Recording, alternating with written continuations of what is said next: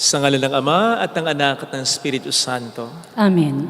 Sumainyo ang Panginoon. At sumairin. Ipagdiwang natin kaisa ng buong simbahan ng kapistahan ni Arkanghel San Miguel, San Gabriel at San Rafael.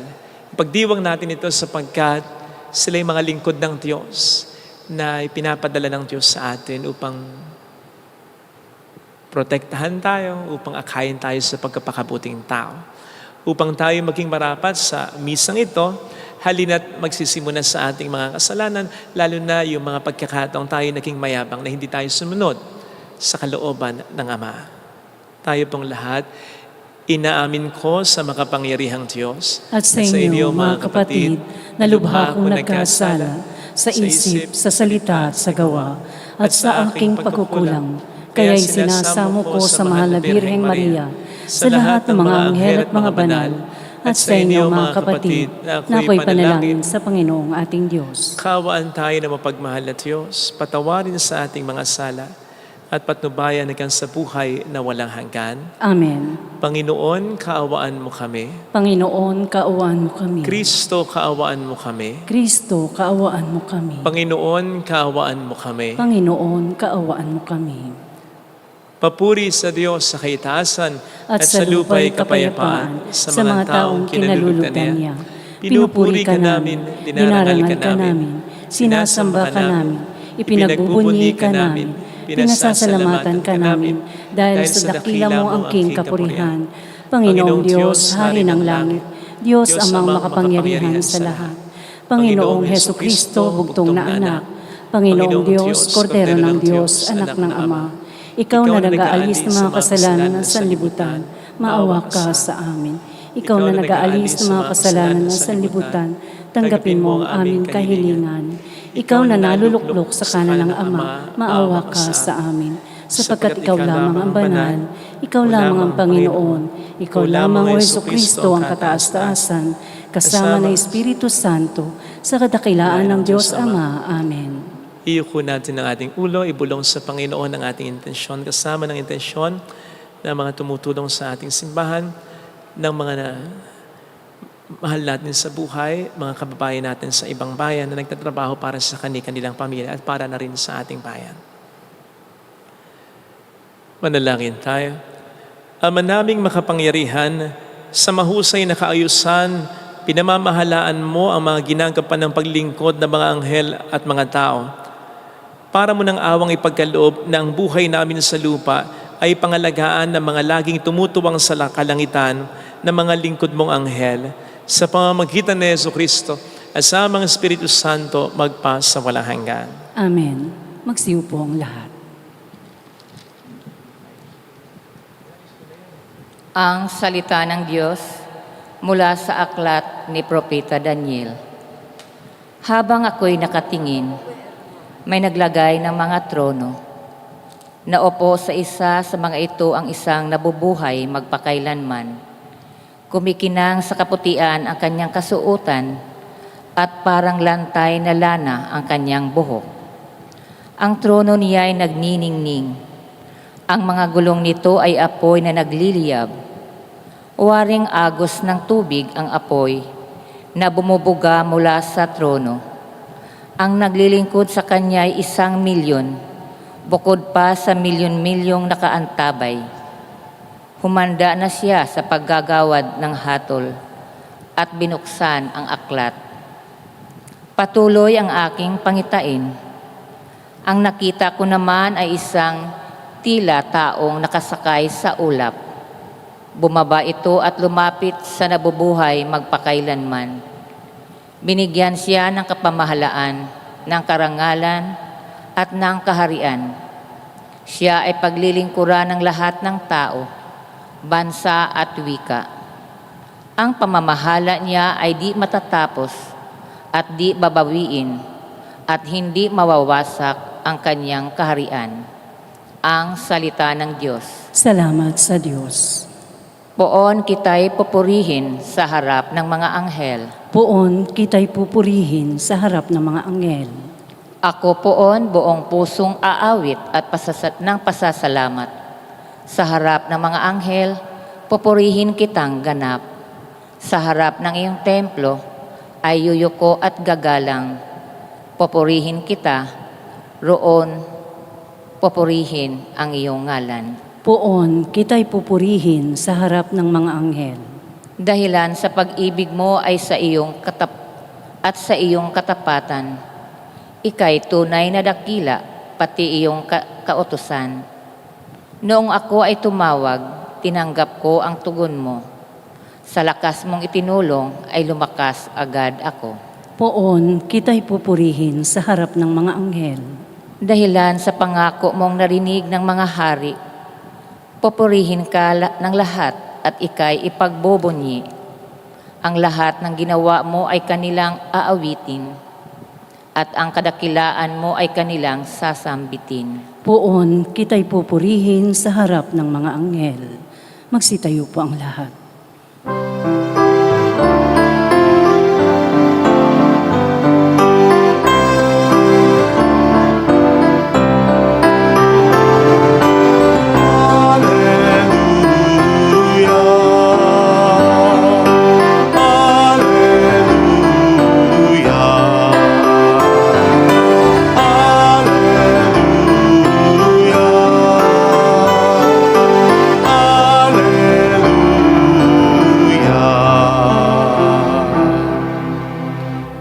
Sumainyo ang Panginoon, At sumaiyo rin. ang mabuting balita ng Panginoon ayon kay San Juan. Papuri sa iyo, Panginoon.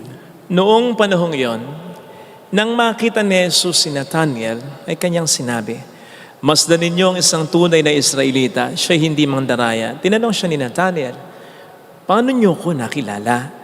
Sumagot si Jesus, "Bago ka patawagin ni Felipe, nakita niya kita nang ikaw ay nasa ilalim ng puno ng igos." "Rabay, kayo po ang anak ng Diyos, kayo ang hari ng Israel," wika ni Nathanael. Sinabi ni Jesus, "Nanampalataya ka ba dahil sa sinabi ko sa iyong nakita kita sa ilalim ng puno ng igos? Makakakita ka ng mga bagay na higit kaysa dito." At sinabi niya sa lahat, "Tandaan ninyo, makikita ninyong bukas ang langit at ang mga anghel ng Diyos ay manhikmanaog sa kinaroroonan ng anak ng tao."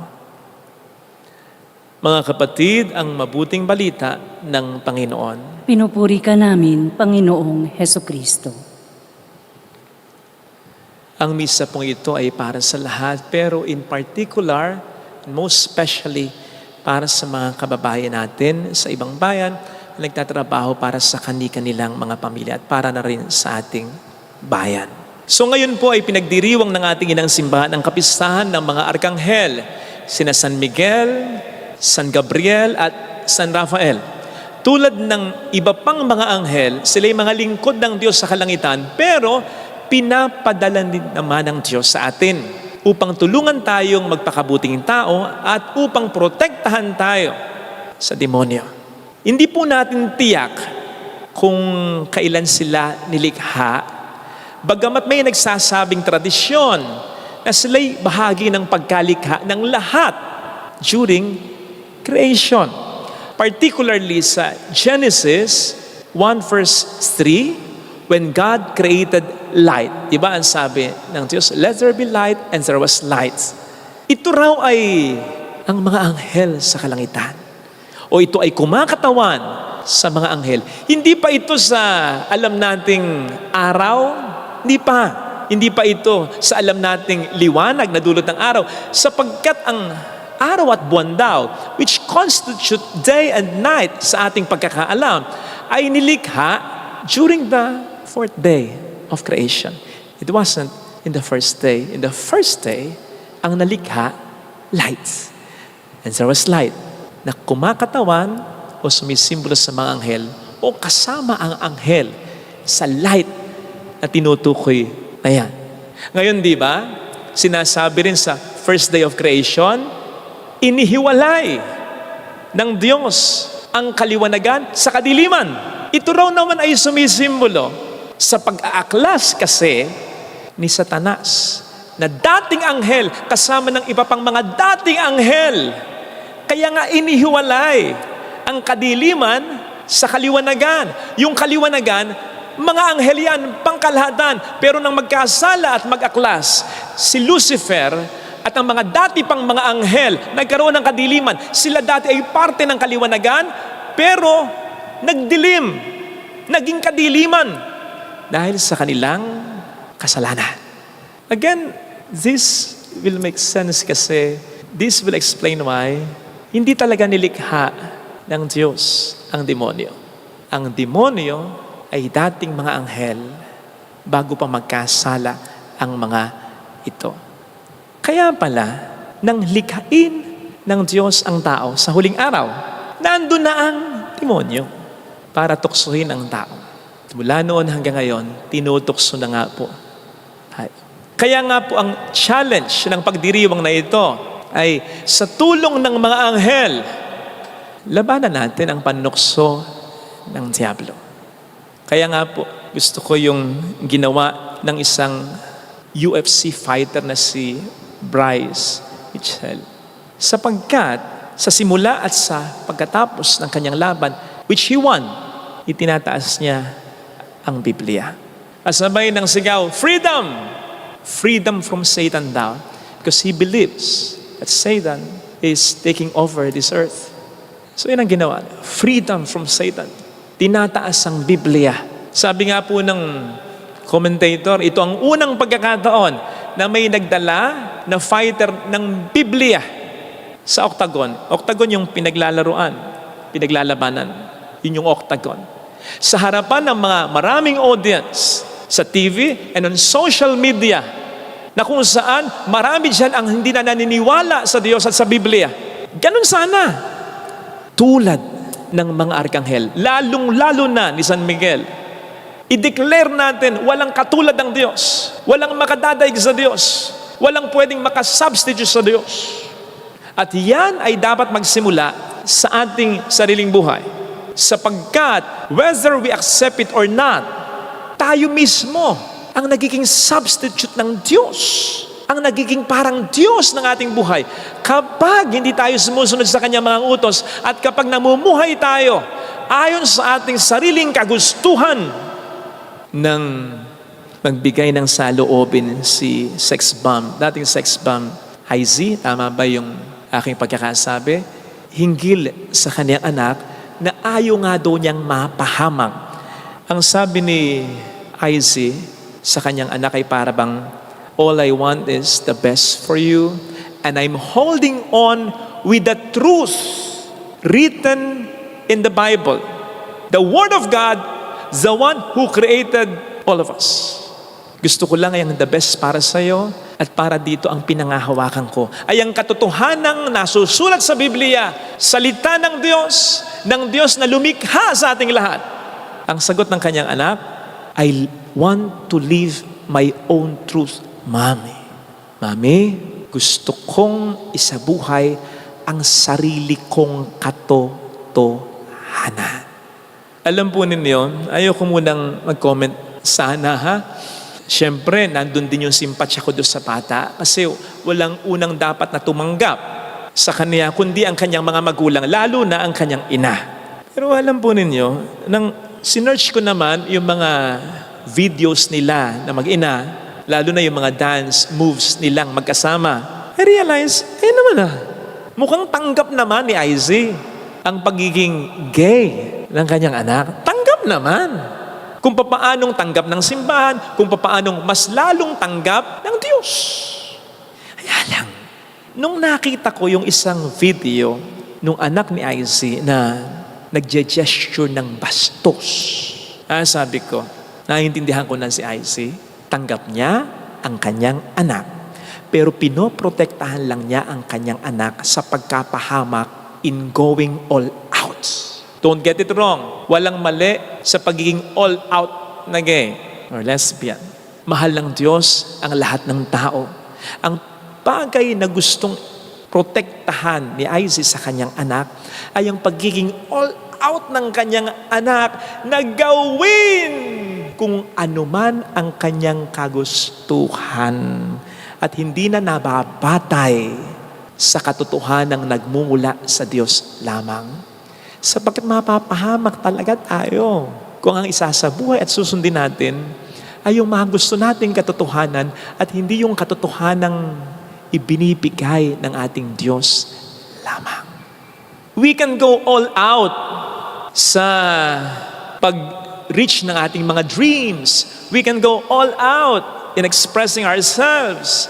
We can go all out in becoming the best version of ourselves, but not according to our own standard.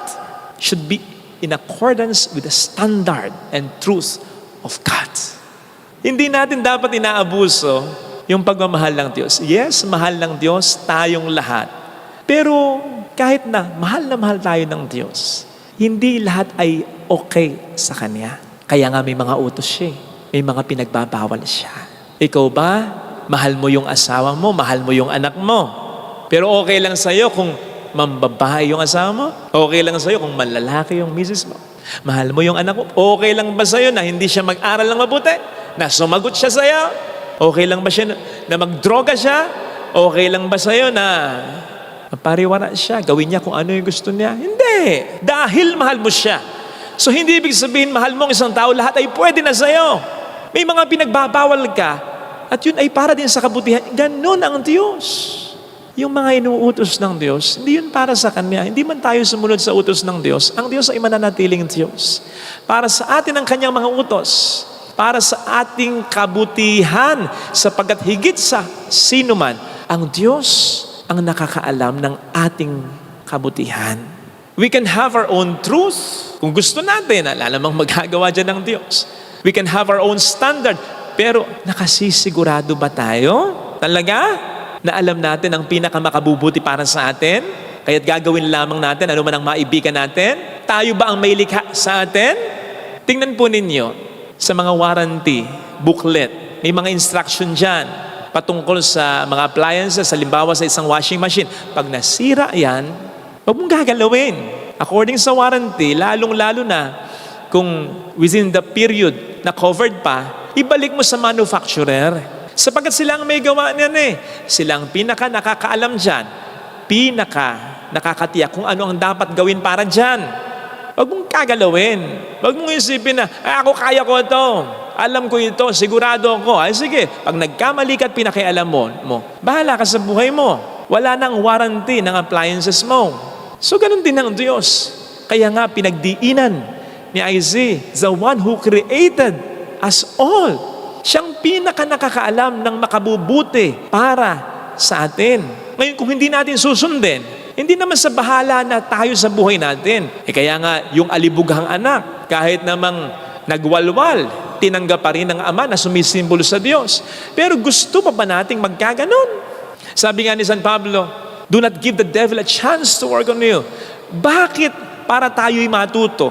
Bakit para natin ma-realize na ang Diyos talaga ang nakakaalam ng pinakamakabubuti para sa atin? Bakit kinakailangan pa nating magkasakit? Bakit kinakailangan pa nating magkasala? Bakit kinakailangan pa nating mapariwara?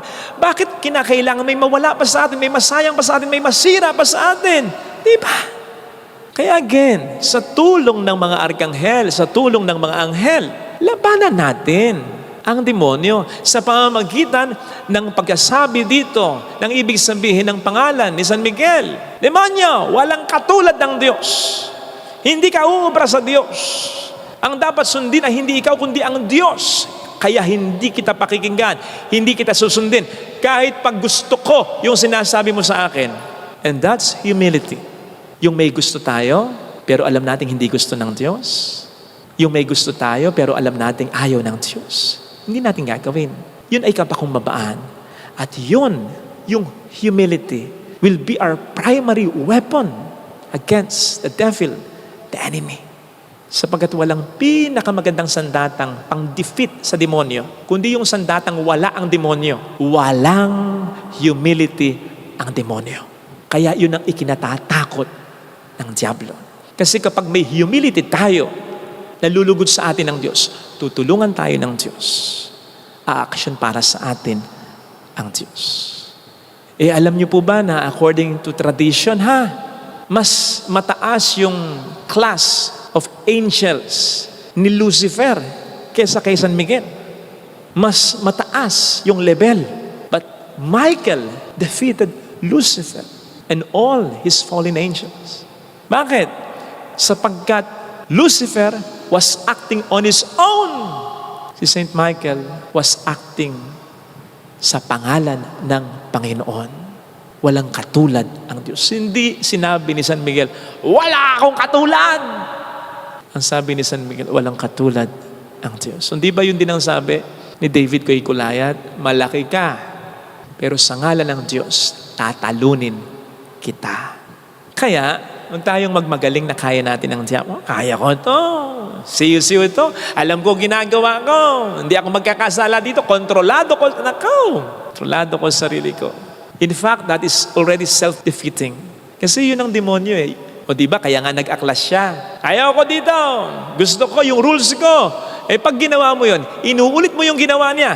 At yun ang mas nakapagpapalakas sa kanya. Tandaan po natin, kahit na tayo'y tao lamang sa tulong ng Diyos, hindi tayo kaya ng demonyo. Makakaya lamang tayo ng demonyo kapag isusuko natin sa Kanya ang ating kalooban, ang ating gusto. Kaya huwag natin gagawin. Eh isipin po ninyo, Kaya permis kong sinasabi, marami sa ating mga problemang naranasan, kahit pa mga pagkakasakit na yan, dulot ng demonyo. Kasi hindi naman nilikha ng Diyos yan eh. Kaya kung ang gagawin lang natin, yung tama talaga, hindi yung gusto natin, kahit gusto mo ng matamis, bawal nga sa'yo matamis eh. Kahit gusto mong humilata, edi mag-exercise ka. Kahit gusto mo na magpuyat, hindi. Matutulog ang maaga.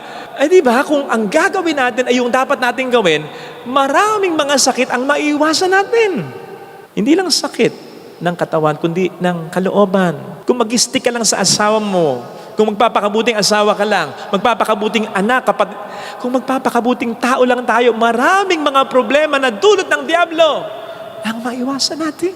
So dun pa lang ang Diablo ay matatalo na natin sa tulong ng Panginoon natin. Kaya nga ang sabi, di ba ni St. John the Baptist, sa John 3:30, I must decrease, He must increase. Ang sabi pa sa James 4:7, submit to the Lord, resist the devil, and the devil will flee from you. Hindi sinabing, resist the devil lang, and the devil will go away. Hindi. Ang sabi, submit to the Lord. Magpakumbaba ka, sundin mo ang utos ng Diyos, at lalayuan ka ng Diablo. Kung ito'y gagawin po natin, napakaraming mga problemang dulot ng Diablo ang maiwasan natin. Sa totoo lang, ito sana ang hilingin nating biyaya sa pagdiriwang natin. Ilagay natin ang ating kanang kamay sa tapat ng ating puso.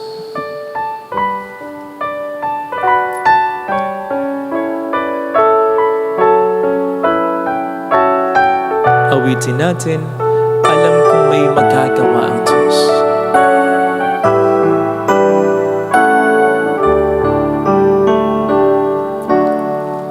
Alam kong may magagawa ang Diyos. Alam kong may magagawa ang Diyos. Alam kong may magagawa Makapangyarihan siya. ang Diyos. Walang imposible sa kung ako'y magtatapat. Kung ako'y Sa Kaniya'y maglilingkod. sa Kanya'y maglilingkod, Alam kong may magagawa ang Diyos. Hindi ako magdududa. ay magagawa ang Diyos. Alam kong diringkin ng Diyos ang samo ko sapagkat mahal niya. Diringkin ng Diyos ang sampo. Alam kong diringkin ng Diyos ang samo ko. Alam kong diringkin ng Diyos ang sampo.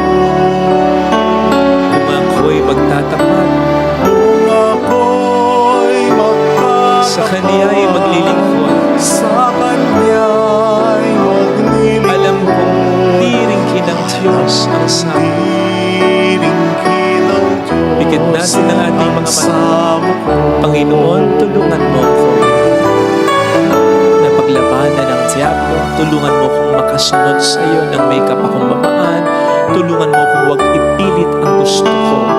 Tulungan mo kong magpatawad kung yan ang nararapat, ang humingi ng tawad, ang magpakumbaba, ang magbago, ang hindi insislagi ang sarili ko.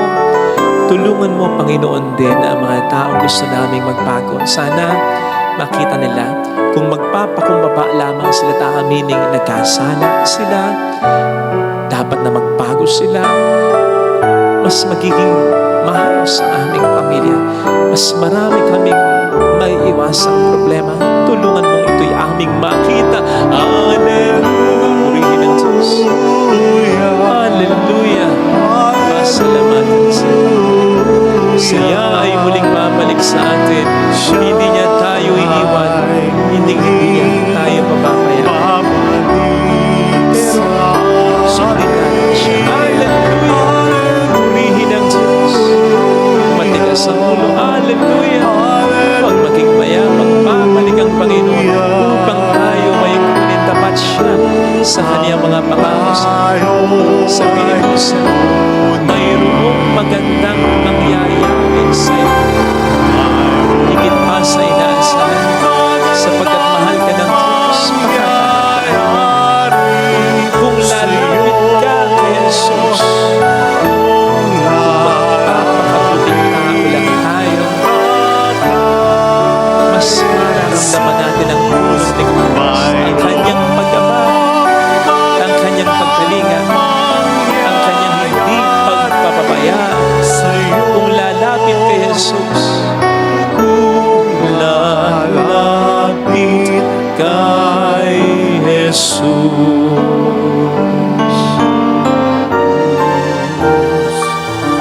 Papuri sa Ama at sa Anak at sa Espiritu Santo. Kaparan sa unang-una ngayon magpakailanman, magpasawalang hanggan. Amen. Pag-aalay.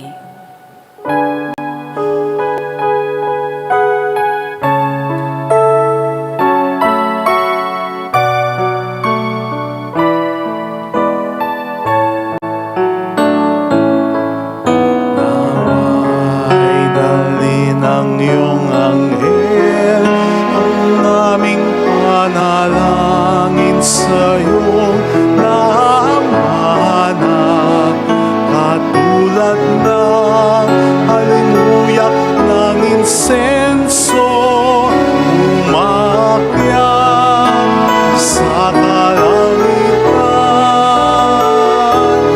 Handog namin sa iyo, Ama, ang tinapay at alak na ito. Handog ng bayan umasa, sumasamba't nagmamahal sa iyo.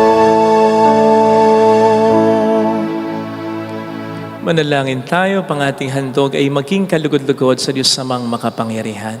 Tanggapin nawa ng Panginoon itong paghahain sa iyo mga kamay, sa kapurihan niya at karangalan, sa ating kapakinabangan at sa buong sambayanan niyang banal. Ama naming lumikha, kaming naghahain ng pagpupuri sa iyo ay dumadalangin sa pagdadala ng mga anghel na mga alay namin para maiharap sa iyo. Kalugdan mo po ang mga ito at pagkalooban mong pakinabangan naming mga iniligtas mo. Sa pamamagitan ni Jesucristo, kasamang Espiritu Santo magpasa walang hanggan. Amen. Sumainyo ang Panginoon. At sumainyo. Itaas sa Diyos ang inyong puso at diwa. Itinaas na namin sa Panginoon. Pasalamatan ang Panginoong ating Diyos. Marapat na siya ay pasalamatan. Ama naming makapangyarihan, tunay ngang marapat na ikaw ay pasalamatan sa harap ng kadakilaan mo sa lupa't langit. Mga anghel at arkanghel ay di makapagwawalang imik. Ikaw ang kanilang inaawitan at pinaglilingkuran sapagkat sa pamamagitan ng iyong anak na mahal, itinuturing nilang pinakamataas na karangalan ang magpuri sa iyo bilang layunin ng kanilang pag-iral. Kaya kaisa ng mga anghel na nagsiawit ng papuri sa iyo ng walang humpay sa kalangitan, kami nagbubuni sa iyong kadakilaan. Santo, Santo, Santo, Panginoong Diyos ng mga hukbo, napupunong langit at lupa ng kadakilaan mo, hosana sa kaitaasan. Pinagpala ang naparirito sa ngalan ng Panginoon, hosana sa kaitaasan. Ama naming banal, ikaw po ang bukal ng tanang kabanalan. Kaya sa pamamagitan po ng iyong Espiritu, gawin mo pong banal ang mga kaloob na ito upang para sa amin ay maging katawan at dugo ng iyong anak na aming Panginoong Jesucristo. Bago niya pinagtiis ang kusang loob na maging handog, hinawakan niya ang tinapay, pinasalamatan kaniya, pinaghati-hati niya iyon, iniabot sa kaniyang mga alagad at sinabi, "Tanggapin ninyong lahat ito at kanin. Ito ang aking katawan na ihahandog para sa inyo."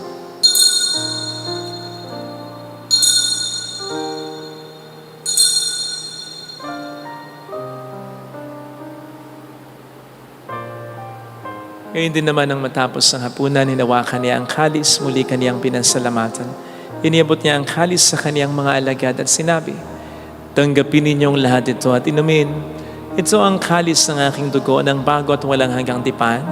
Ang aking dugo na ibubuhos para sa inyo at para sa lahat. Sa ikapagpapatawad ng mga kasalanan, gawin niyo ito sa pag-alala sa akin."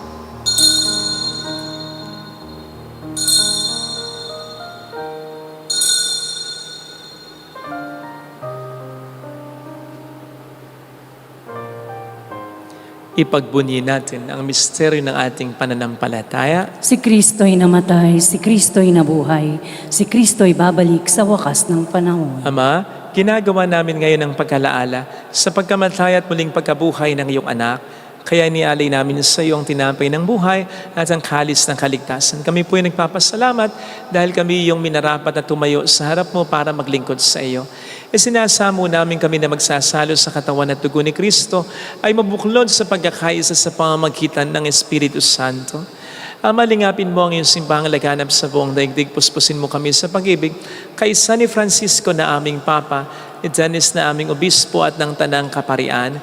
Alalahanin mo ang mga kapatid naming nahimlay nang may pag-asang sila'y muling mabubuhay, lalo ng aming mga mahal sa buhay, kakilalang namatay na. Kaawaan mo sila at patuloyin sa iyong kaliwanagan. Kaawaan mo at pakintapatin kaming lahat na makasalo sa iyong buhay na walang wakas. Kaisa ang mahal na birhen ng Lasalet, ang ina ng Diyos. San Jose ang kabiyak ng kanyang puso, lahat ng mga banal na namuhay dito sa daigdig ng kalugod-lugod sa iyo, may pagdiwang nawa namin ang pagpupuri sa ikararangal mo sa pamamagitan ng iyong anak na aming Panginoong Hesukristo. Sa pamamagitan ni Kristo kasama niya at sa Kanya, ang lahat ng parangal, papuri ay sa iyo, Diyos amang makapangyarihan, kasamang Espiritu Santo magpa sa walang hanggan. Amen. Tumawag tayo sama.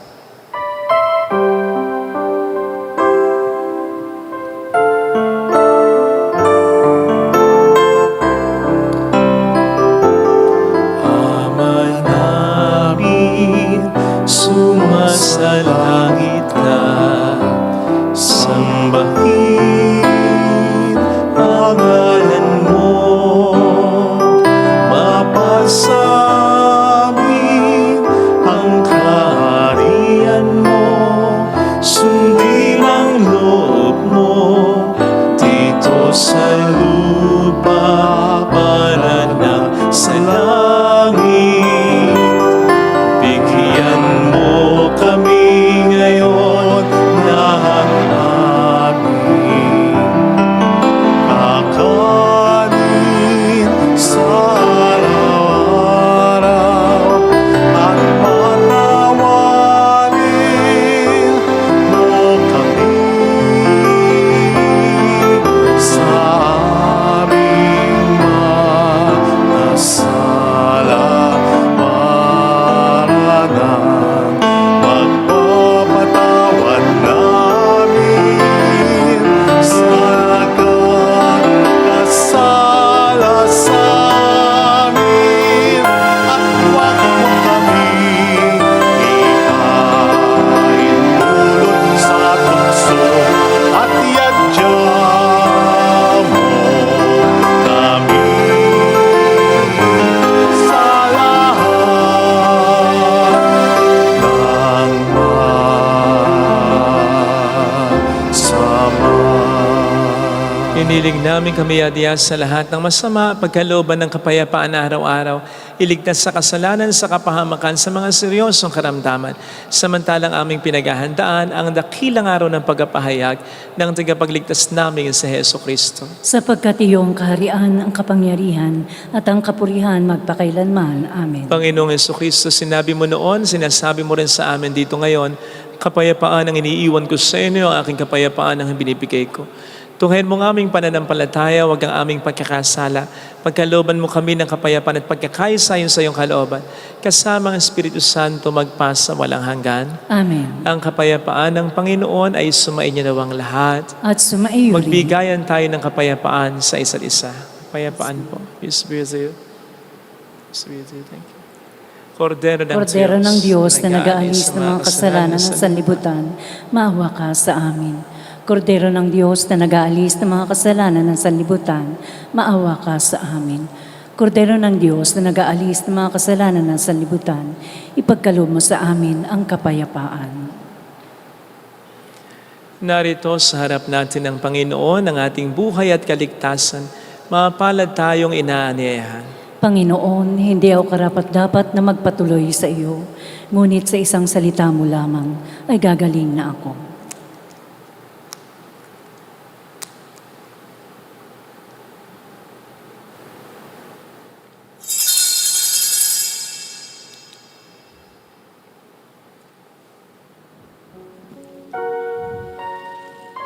Panalangin para sa espiritual na pakikinabang. Panginoong Hesus, ako ay naniniwala na ikaw ay nasa kabanal-banalang sakramento. Iniibig kita ng higit sa lahat at ninanasa kong tanggapin ka sa aking kaluluwa. Sapagkat sa mga sandaling ito, hindi kita matatanggap sa sakramento. Tumuloy ka sa espiritu sa aking puso. Niyayakap kita na parabang naririto ka na. Inaalay ko ng buong buo ang aking sarili sa iyo. Huwag mong hayaang mawalay ako sa iyo. Amen.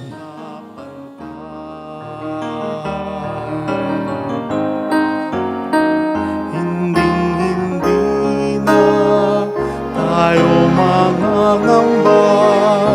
Si Jesus laging kasama.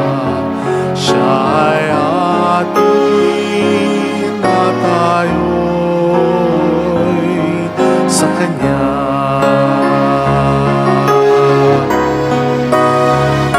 Siyang ating patnubay, siyang ating gabay, siya sa ating nagbigay buhay.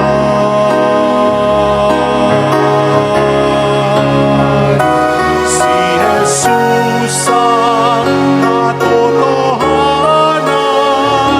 si Jesus ang daan, siyang ating Panginoon magpakailan paman. Manalangin tayo. Ama naming mapagmahal, ngayong amin ang napagsaluhan ng pagkain nagbibigay buhay, ang dalangin naming mga dinudulutan nito ng lakas ay makataha kami ng buong tapang sa landas ng kalangitan sa maasahang pagkalinga ng iyong mga anghel sa pamamagitan ni Jesucristo, asama ng Espiritu Santo magpasa walang hanggan. Amen. Holy God, Holy Mighty One, Holy Immortal One. Have mercy on us and on the whole world. Holy God, Holy Mighty One, Holy Immortal One. Have mercy on us and on the whole world. Holy God, Holy Mighty One, Holy Immortal One. Have mercy on us and on the whole world. Jesus, King of Mercy, We trust in you. alalahanin, Alalahanin, o mahal na Birhen ng Nazaret, ina ng pag-asa, ikaw ang nagpaalala sa aming magbalik loob sa Ama. Ito ang nagpapatunay na kagandahan loob mo na natiling usila. Sa pag-aruga mo sa amin, tungkulin mo itinupad. Sa paanan ni Kristo'y itinuring mo kami mga tunay mong anak. Kaya ninais mong ni Isa'y huwag mapahamak. Maging sa iyo walang tigil na pananalangin, pati luhay pumatak. Huwag naman mawalan ng saysay ang iyong paghihirap. Hiling nawa namin sa iyo o aming inang liyag, na matapos ang pakikibakan namin sa mundong ito, at sa pananatili naming tapat kay Kristo. Sa kapurihan mo'y makibahagi kaming ganap, upang kung nasan ka ngayon ay maparoon din kaming lahat, at ang kaganapan ng kalwalatian ng Diyos Amay tuluyang matupad siya nawa. Mahal na Bira ng Lasal at tagapagkasundo ng mga makasalanan. Ipanalangin mong walang patid kaming mga dumudulog sa iyo. Maraming salamat po sa lagi niyo pong pagdarasal at pagtulong sa ating simbahan. Maraming salamat lalo na sa mga kababayan natin sa ibang bansa na nagtatrabaho para sa kanilang pamilya at tumutulong din sa mga nangangailangan katulad ng pangailangan din ng ating simbahan. Salamat po sa inyo. Sumainyo ang Panginoon. At sumaiyo rin. Pagpalain kayo kasama ng ating pamilya na mapagmahal at Diyos, ng Ama at ng Anak at ng Espiritu Santo. Amen. Umayo tayong sumusunod sa kalooban ng Diyos. Salamat sa Diyos. Thank you.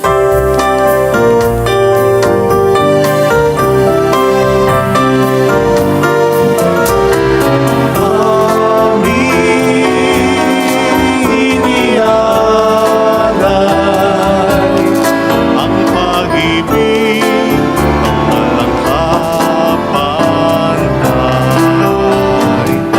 Okay, sarap mabuhay kung may nagmamahal. Pagmamahal na tunay at laging darisay. Ang bilin kong umibig ay walang sintamis. Pagsintang sa palinis sa'yo hanggang langit.